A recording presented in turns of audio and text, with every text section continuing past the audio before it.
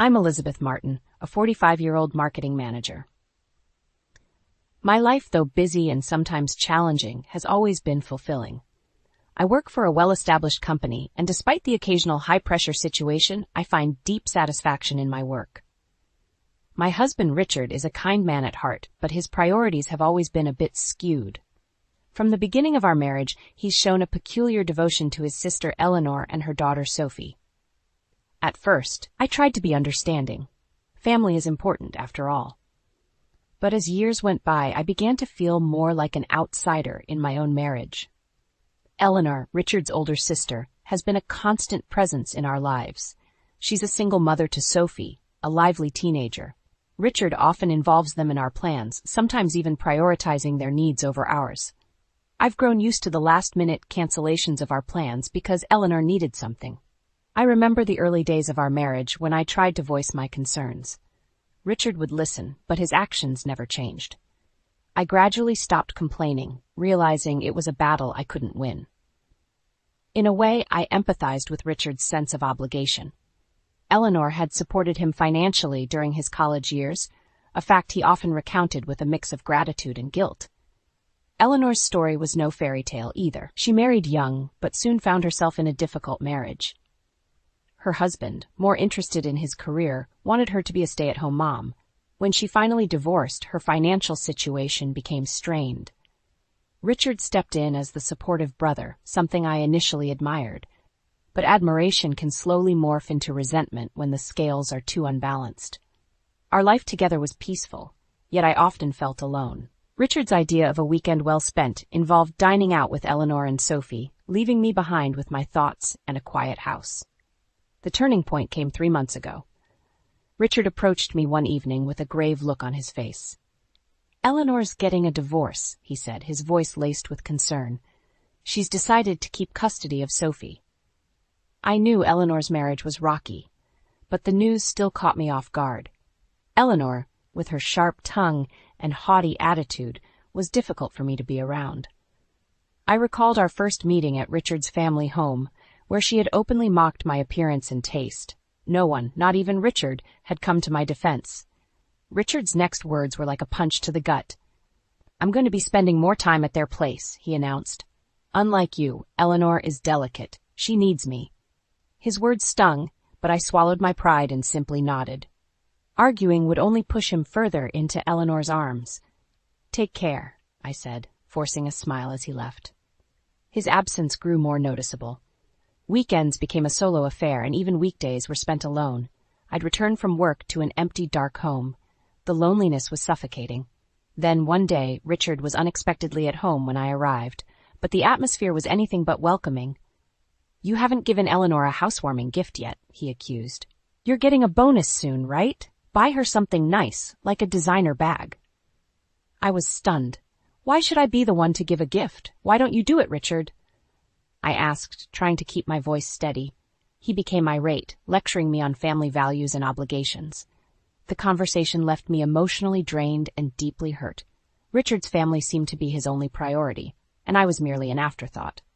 A few days later, my phone rang. It was Eleanor. "You heard from Richard, didn't you?" "It's normal to give a housewarming gift," she said, her tone entitled. I couldn't hold back. "You never gave us a wedding gift," I countered. "Not even a congratulations." Her response was cold. "You're Richard's wife. You're supposed to honor me, not the other way around." Her audacity left me speechless. In all my years with Richard, I had never felt so disrespected. It was a wake-up call.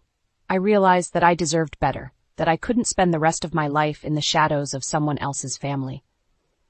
That night, as I lay in bed, a plan began to form in my mind. It was time for a change. It was time for me to step out of the shadows and into the light.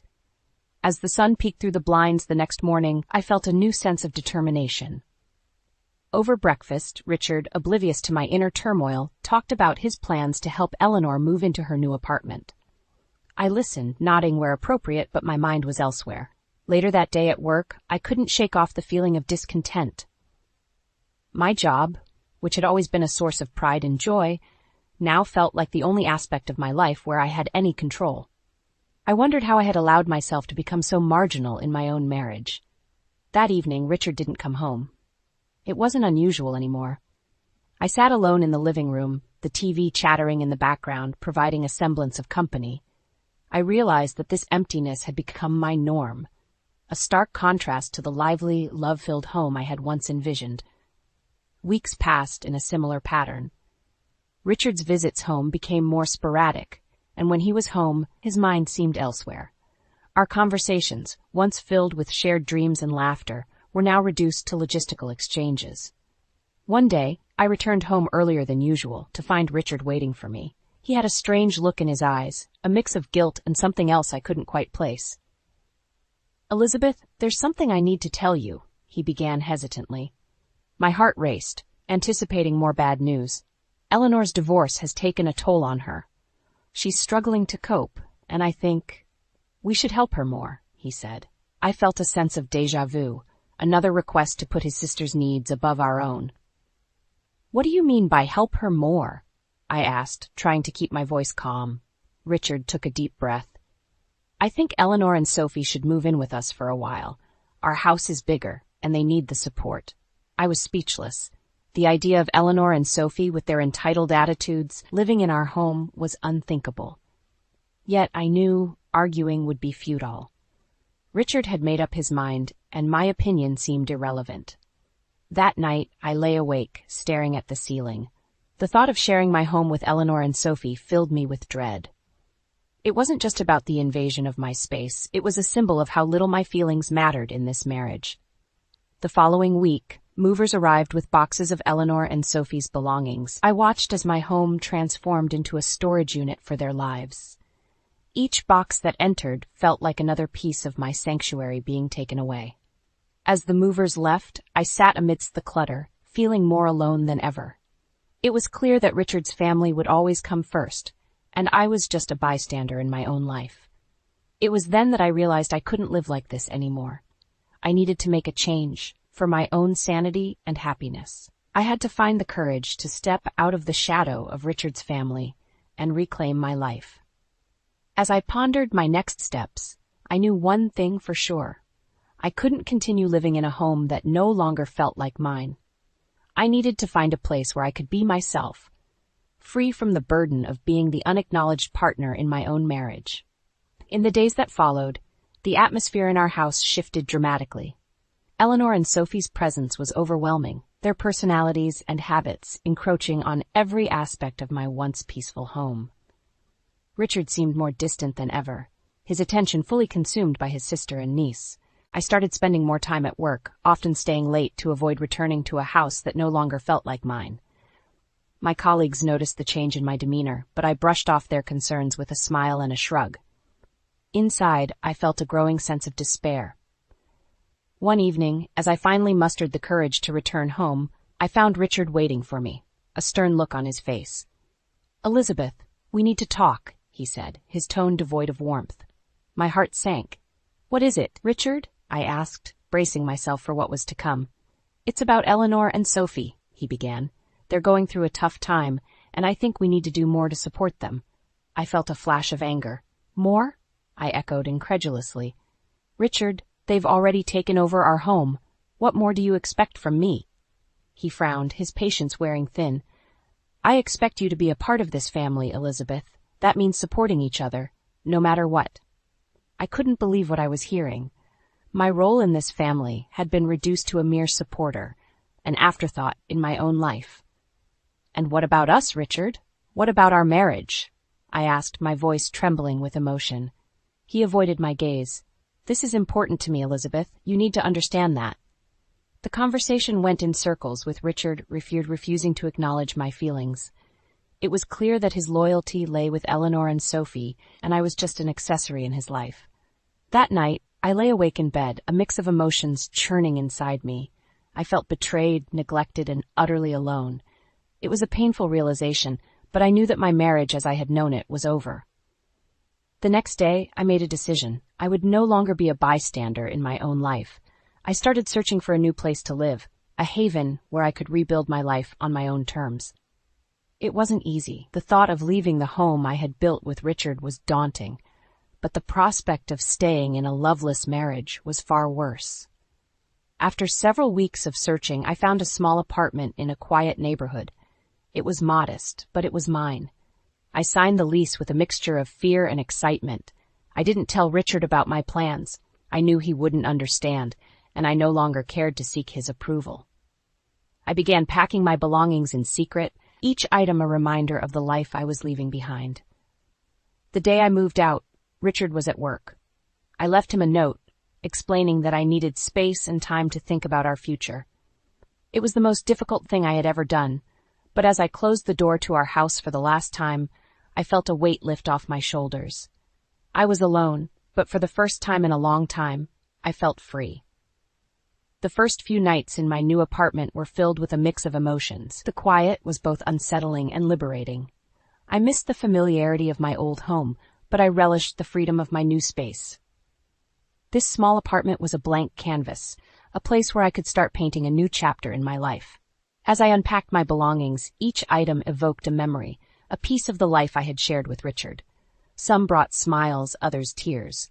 But with each box I emptied, I felt lighter, as if shedding the weight of years of unacknowledged feelings and unmet needs. The following week at work, my colleagues noticed the change in me. "You seem different, Elizabeth," one of them commented. "Lighter, somehow." I smiled, realizing that the decision to leave had not only changed my living situation, but had also started to change me. "I guess I am," I replied. Richard's reaction to my departure was a mix of confusion and frustration. He called several times, leaving messages that ranged from pleading to angry.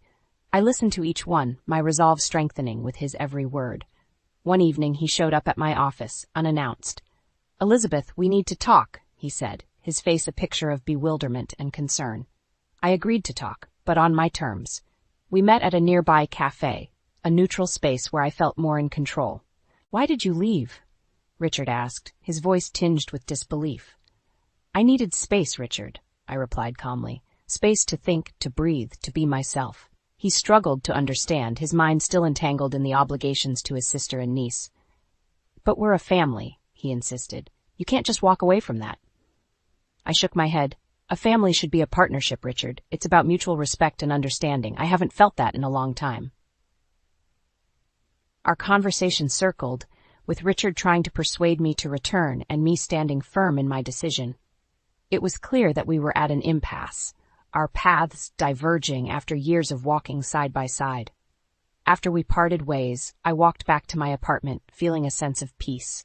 The conversation had confirmed that I had made the right decision. For the first time in years, I was choosing myself, my happiness. The days turned into weeks, and slowly, my new apartment began to feel like home. I decorated it with things that brought me joy, colors that lifted my spirits, and pictures that reflected my journey. I also started to explore new interests, joining a local book club and signing up for a pottery class.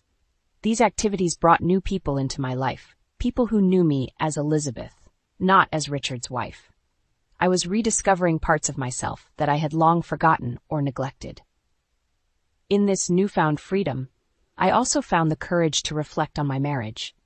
I acknowledged the good times we had shared, but I also faced the painful truth of how unbalanced it had become. It was a bittersweet realization, but it was essential for my growth. As I lay in bed one night, listening to the soft hum of the city outside my window, I felt a profound sense of gratitude, grateful for the courage to make a change, grateful for the lessons learned, and most of all, grateful for the chance to rediscover myself. The autonomy of living on my own brought a clarity I hadn't realized I was missing. Each day, I grew more comfortable with my decision, feeling more like the protagonist in my life story, rather than a supporting character in someone else's. However, this new chapter was not without its challenges. A couple of months into my solo journey, I received a call that would once again shift the course of my life. It was from a private investigator I had discreetly hired after moving out, prompted by a nagging suspicion about Richard's increasingly odd behavior and absences. The investigator's findings were a harsh blow. Richard had been having an affair. The revelation was both shocking and oddly liberating. It explained so much of his recent behavior, the distance, the preoccupation. The pieces of a puzzle I didn't know I was assembling suddenly fell into place. Armed with this information, I confronted Richard.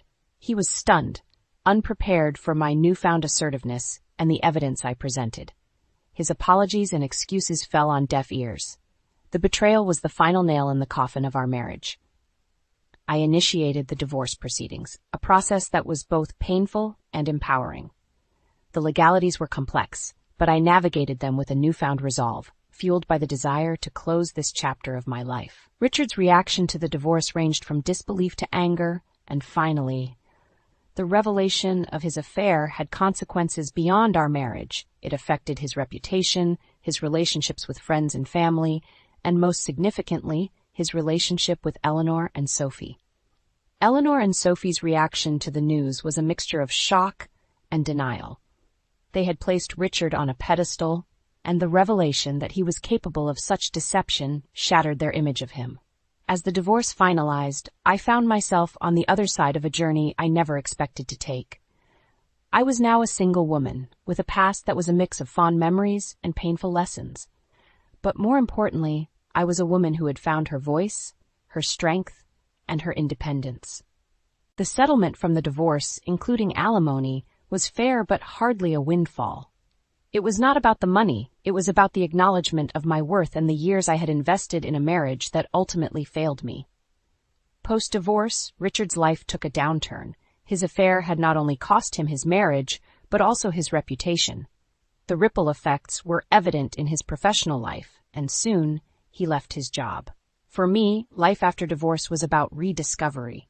I continued exploring new hobbies and interests, building a network of friends who valued me for who I was, not for my marital status or who I was married to. The freedom of this new life was exhilarating. I traveled, I read, I created. I lived on my terms, with no apologies or excuses. The world, once so narrow and confined, now seemed vast and full of possibilities. As I settled into my new normal, I realized that the end of my marriage was not just an ending, but also a beginning. A beginning of a life where I was the author, where each day was a blank page waiting to be filled with my story, written in my words. Life has a way of testing you, offering lessons wrapped in unexpected envelopes. Just when I thought I had severed all ties with my past, it came knocking on my door in the form of Eleanor and Sophie. I received a message from Sophie, now a young adult, her tone desperate. "Aunt Elizabeth, we need your help. Things have been really tough since you left." I paused upon reading it, a whirlwind of emotions overtaking me. Part of me felt obliged to respond, to offer some assistance, but another part, the part that had fought so hard to establish boundaries and to gain self-respect, resisted. It took some time and self-reflection, but I decided not to reply to Sophie's message. This was their battle to fight, not mine. I had already spent too many years sacrificing my own well-being for the sake of Richard and his family. Eleanor also reached out, her voice laced with the same haughty tone that had always made me bristle. "Elizabeth, we're in a real bind here. I never thought I'd have to ask, but we need financial help." I could hardly believe it. After everything that had transpired, Eleanor still expected me to come to their rescue.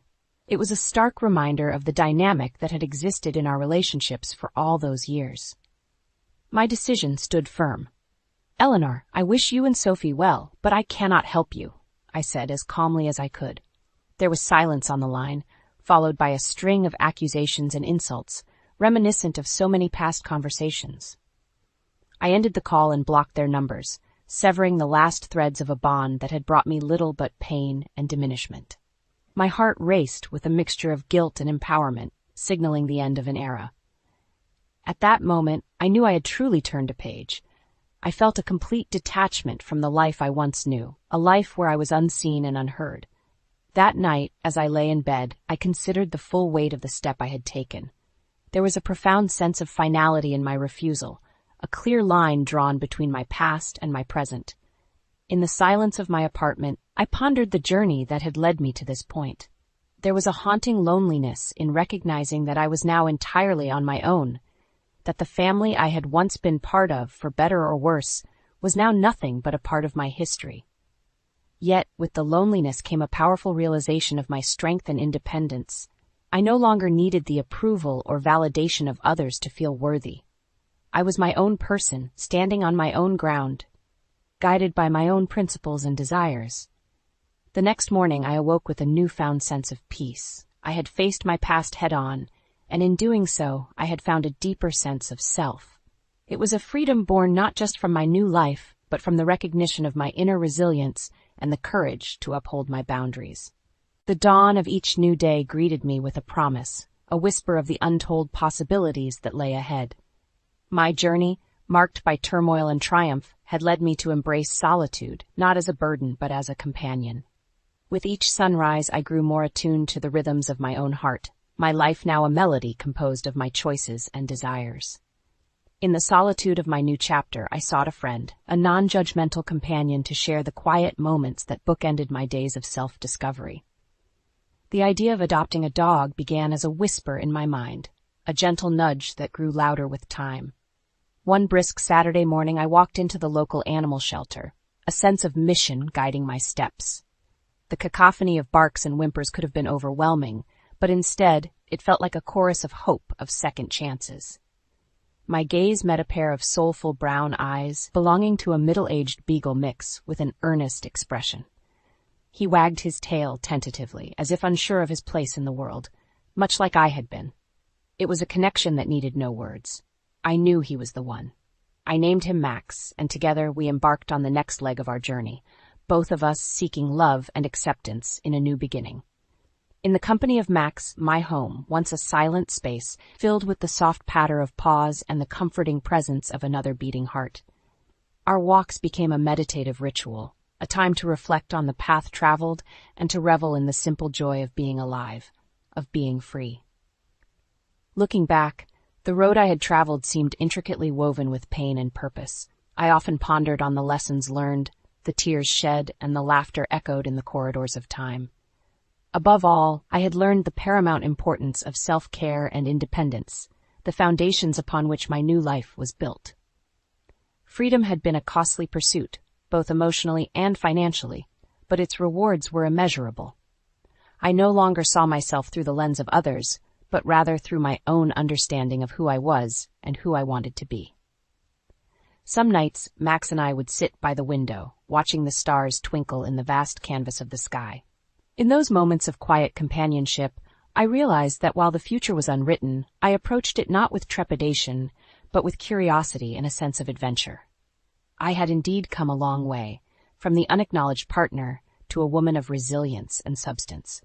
My journey bore witness to the metamorphosis of a soul from the shackles of neglect to the wings of autonomy.